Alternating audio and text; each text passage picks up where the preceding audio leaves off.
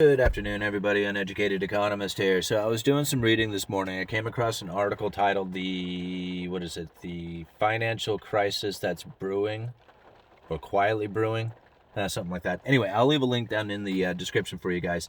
I printed out the text of the article because I wanted to talk about a couple of things that were in here, because after I started reading it just because of that title, and then a couple of paragraphs into it, I came across this one that really caught my attention. To be sure, the COVID-19 pandemic continues to deliver many moments of unwanted drama, including soaring infection rates, widespread lockdowns, record-shattering declines in output, and spiking poverty. But in addition to these trends, a quieter crisis is gaining momentum in the financial sector. And I wanted to know, what is that quieter crisis that is gaining momentum in this financial sector? Goes on to say, specifically, financial institutions around the world will continue to face a marked rise in non-performing loans, NPLs for short, for some time. Now that is what I have been saying here over the last few videos and going back for almost a year now, that this forbearance is creating an issue within the banking system and that it's going to create a problem going into the future. And that's what they are saying, is this coming financial crisis that is brewing is specifically because of these financial institutions around the world will continue to face a marked rise in non-performing loans, the NPLs, for some time. Anyway, it goes on to say here, unlike in 2007 through 2009 crisis, or most previous crisis for that matter, banks have supported macroeconomic stimulus with a variety of temporary loan moratoria. And that's exactly the problem. And this is where it's going to continue into the future if we have this moratorium continue, like the forbearance, have the moratorium on rents. All this stuff is starting to create issues within the banking system because all this stuff eventually has to find its way back out and get paid. I mean, you just can't just say to people you don't have to make your payment forever. I mean, eventually somebody has to start getting paid back, or else the whole system just starts to collapse. Anyway, financial institutions in all regions have granted grace periods for repayment of existing loans. Now, I'm going to give it, granted, because the author does continue on to say that in many have recontracted loans in favor of lower interest rates and generally better terms. But then it goes on to say many countries have found it necessary to extend the measures until 2021. So even though there's been a great number of people who have figured at a refinancing, getting their loans restructured, getting back into a payment program so they're no longer in forbearance, has become an outcome for a lot of these people, a great fair amount of them are not, and they have found that a lot of countries, many countries have found it necessary to extend these measures until 2021. So here it is, we're coming into 2021. These things were meant to have expired. They've extended them. They're going into 2021 for a little ways, but yet there's, at the beginning here of 2021, they're meant to expire again, and that's going to create a problem. Now, goes on to here to say, alongside the temporary moratoria, many countries have relaxed their... So that's the problem with the banking and the moratorium and the non-performing loans.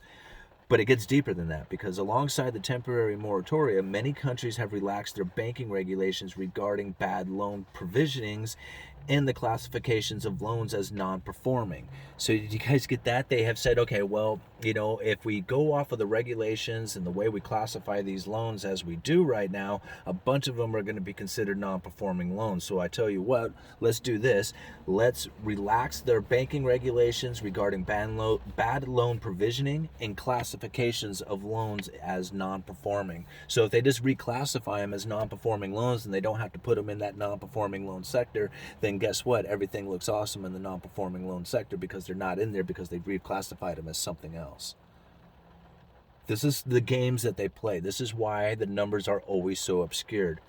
The upshot of this change, the upshot doesn't sound, it's not a good thing. The upshot meaning that, the NPLs, the non-performing loans, that the number increase on them, the actual amount of these changes, is that the extent of the NPLs may currently be understated, and for many countries markedly so, meaning that on the market for all these loans that are out there, it's marked as if these things were not non-performing, but they are non-performing. But they're not marketed as that. They're marketed as performing loans. That's a huge deal right there. This is the changes. This is the way they obscure the numbers and make it difficult for people to understand why things are the situation they are. They say, well, compared to just years ago, this is the way it is. No, it's not. It's not even close to being compared. They're not. The comparisons are not the same. It's. I mean, like to say like the best numbers in 20 years or whatever. Yeah, if you compare the numbers the way they judge them today to the way they compared them to the way they did it years ago, yeah, the numbers look awesome. But if you compare them to the same, if you took the way that they judged the numbers back then and you judge the numbers today, you would find that inflation's a lot higher, unemployment's a lot worse. The numbers are a lot more obscured than they were, but yet they compare them to the way they used to be. The way somebody kind of compared it was like they used the analogy of comparing ground beef to ribeye. Like they used to have ribeye and now they have ground beef, but they call it the same thing and they say, well, look how much cheaper it is, or however you want to compare it. That's the comparison, isn't it? Yeah, it's beef, yeah, it's meat, but it's not the same quality. It's not the same thing. You're not even comparing apples to apples or even apples to oranges. It's almost two completely different things. And that's the problem with almost everything nowadays that you look at, is that when they compare them to say like these are the best numbers, it doesn't mean anything. They can make the numbers be the best numbers all they want. It doesn't mean it's the truth comparatively, because they just don't compare them the way they used to. Anyway, let's continue on. I got babble in there. Okay. The less regulated non-bank financial sector. This is what I've been talking about, the shadow banking system. This is going to create a problem, and we knew it. Like right now, the shadow banking system has like, what are they generating? Like 50% of the loans or something. They're like 50% of the mortgage market out there.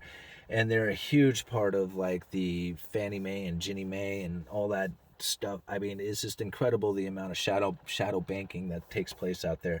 If you're not familiar with shadow banking, go back into a couple of videos that I've done recently. We've talked about shadow banking systems, and Jeff Snyder is an awesome reference for just about everything that have to do with the euro dollar, shadow currencies, shadow banking. Awesome information there. But anyway, here in this article it says the less regulated non-bank financial sector, meanwhile, has even greater exposure to risk, compounded by weaker disclosure. So that's one of the things that we had talked about in the previous video from that Federal Reserve speech that was just recently given by Michelle Bowman, trying to pretty much give the argument to why there needs to be like regulation and basically oversight of shadow banking, which really is pretty much an unregulated wild west kind of thing when it comes to banking. You got the banking system, and then you got the shadow banking system. The banking system has like the backing of the Federal Reserve and has like access to funding and stuff like that. The shadow banking system pretty much is reliant on functioning credit markets to work. It gets pretty deep. I'm not going to go too much into it on this video, but just kind of understand that it was the shadow banking system that took out the financial markets back in 2007. They're even bigger and more exposed to the markets today than they were back then. And they just really don't have a whole lot of regulation going on. And that's what they're saying, compounded by weaker disclosure. Excuse me. Anyway, continuing on here, adding to these private sector developments, downgrades of sovereign credit ratings reached a record high in 2020.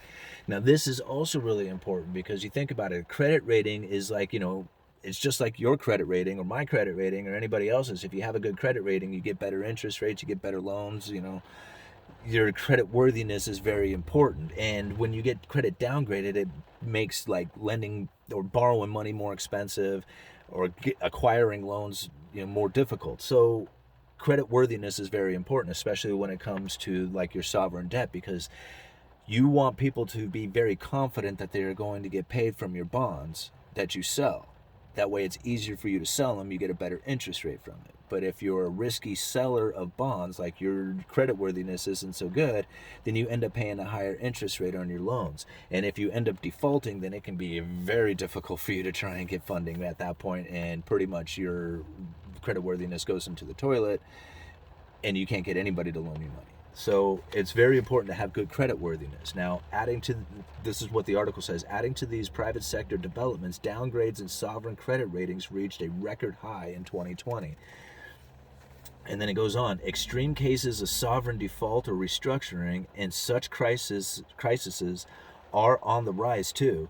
Banks will also take losses on their holdings of government securities. And this is something that I have talked about quite a bit. And it's really kind of hard for people to wrap their heads around about how there is a destruction of capital, just the purchasing power of capital, trying to hold capital, even if it's in a government security, the purchasing power of your capital from buying government security, even if the yield is positive, the purchasing power goes negative, you're losing money just simply by holding on to U.S. Treasuries. And I'm pretty sure that's kind of what they mean by that, by saying banks will also take a loss on their holdings of government securities. In two ways, too, because if you think about it, if you are a bond holder, okay, and interest rates begin to rise, the price of your bonds drop. So if you're holding a lot of bonds and all of a sudden interest rates start going up, your portfolio of bonds, the price that you could sell those for decreases. And so that's also like something that's, concerning to a lot of these banks as interest rates start to go up, or if they go up, is what I should say. The Federal Reserve is probably not going to allow any time into the near future interest rates going up. Now, whether they allow it or they just go up on markets forcefulness, then who knows. Anyway, continuing on. The COVID-19 crisis has significantly damaged the global economy and financial institutions' balance sheets. Forbearance policies have provided a valuable stimulus tool beyond the conventional scope of fiscal and monetary policy, but grace periods will come to an end in 2021. So that's another thing. Like this whole, since the crisis started taking place back in March and everything started locking down and COVID-19 was running rampant and everybody started dying and getting sick, what they're saying is that these banks who have come up with this forbearance idea as far as keeping the economy going worked really well. It was an awesome, valuable stimulus tool beyond the conventional scope of fiscal and monetary policy. I mean, typically monetary policy would be the Federal Reserve dropping interest rates to try and get people to borrow money. Fiscal policies coming from the government where they go out and spend that money into the economy, whether they give it out in stimulus checks or government programs or whatever. But what they're saying here is that really it was those forbearance policies that have provided the valuable tool for stimulus, or the valuable stimulus tool beyond the conventional scope of fiscal and monetary policies. But they're saying that grace period will end 2021. This is very concerning. I mean, there's moratoriums and stuff like that. This is all coming to an end, and people are going to have to start coming up with money. When you're used to living a life where you don't have to pay, and all of a sudden you do have to pay, that's difficult. That's difficult to deal with. All right, moving on here. Let's see. According to this U.S. Federal Reserve November 2020 Financial Stability Report, it highlights that policy fatigue or political constraints suggest that forthcoming of U.S. fiscal and monetary stimulus will not match the scale reached in early 2020. Now, I thought about that for a minute, and I was like, okay, so they're not going to do as big as stimulus packages. But I thought, no, wait a minute. That's not necessarily what that says. What that says is U.S. fiscal and monetary stimulus will not match the scale reached in early 2020. So I'm thinking the scale reached, is that the outcome? Like you might be able to throw twice as much money at it, but still not come up with the outcome that you had reached in the first early 2020 stimulus packages that came out. You see what I'm saying? It's just like you put out twice as much effort, but you only get half the results. The scale is not reached. That's kind of what I read into that. Maybe I'm looking too deep. That's kind of what I do sometimes. I look too deep in this stuff. Anyway, let's move on. And like I said, I am skipping over a ton of stuff. You guys really need to read this whole article. It's not that long. As 2021 unfolds, therefore, it will become clear whether countless firms and households are facing insolvency rather than illiquidity. And I think that is probably very true in the sense that debt saturation has really taken a toll on the people. And I don't think quite everybody understands how bad debt saturation can be. And considering that there's like a huge amount of household savings taking place, but that was really on account of that stimulus checks that went out and kind of filled everybody's, savings account up, and then it slowly like went out into the economy. Savings are definitely higher. People are anticipating like some kind of downturn into the economy, trying to figure out like maybe rebuilding some capital for security reasons or whatever. The whole point being is that people may come into a point where it's not so much about having the ability to get a loan as much as having the ability to pay the debts that they have. That's where the real problems are going to be coming in, because as the cost of livings increase, whether inflation or whatever is kicking in, you can't service your debts any longer. It's not a matter of like, yeah, I can get more money. That's not the problem, getting more money. It's paying my debts off. It's being solvent. And that's where they're saying is going to end up being is as 2021 unfolds, therefore, it will become clear whether countless firms and households are facing insolvency rather than illiquidity. Anyway, going on here, corporations in the world's two largest economies, the U.S. and China, are highly indebted and include many high-risk borrowers. The European Central Bank has repeatedly voiced concerns about the rising share of NPLs in the Eurozone, while the IMF has frequently warned about the marked increase in dollar-denominated corporate debt in many emerging markets. And I think that last part, the IMF has frequently warned about the marked increase in dollar-denominated corporate debt in many emerging markets. This is where I feel the dollar is going to strengthen into the future, because there is so many, whether it's foreign nations, corporations, whatever, there is people outside of the United States who have issued out debt. They have sold bonds due in dollars. When those bonds come due, they have to scramble to figure out where it is that they are going to get the dollars to pay those bonds, or else they go into default. And the IMF has frequently warned about the marked increase in dollar-denominated corporate debt in many emerging markets. So this is something that I feel is going to happen into the future. At some point, the dollar is going to strengthen unlike anybody has ever seen. I still feel that's going to be a possibility. Okay. Dealing with the financial fragility. Again, guys, please read this whole article. It is well worth it. It's not that long. But because I skip over so many good things that really I should have put into the video, but I'm trying to keep it under 20 minutes here, and I don't know if I'm going to do it or not. The first step in dealing with the financial fragility. This is what the author is suggesting. Expediently restructure and write down bad debts. Now, I think about that for a second, and it was just like, immediately restructure and write down bad debts. That means you take everybody who is not making their payments or whatever and can't do it, and you say, okay, we need to figure out whether or not we can refinance you into a way that you can, or we need to write it off and take a loss on this. And people out there, I'm sorry, if you loan money out to these corporations or whatever, you're going to have to take a hit and not get paid back. Restructuring and write down of bad debts. The alternative? Channeling resources into zombie loans. Avoiding that scenario must be a top priority for policymakers everywhere. I very much agree. However, the restructuring and writing down of bad debts will only force the system to continue on as is. Like, it's a hit, but then we continue on as we have before. So maybe I disagree. This was written by Carmen Reinhart, chief economist of the World Bank. When I Googled her name, she works for the Fed. She's worked for high finance. This Miss Carmen lady, she is very much in the know. And I think she did an excellent job writing this article. Uneducated Economist, you guys let me know.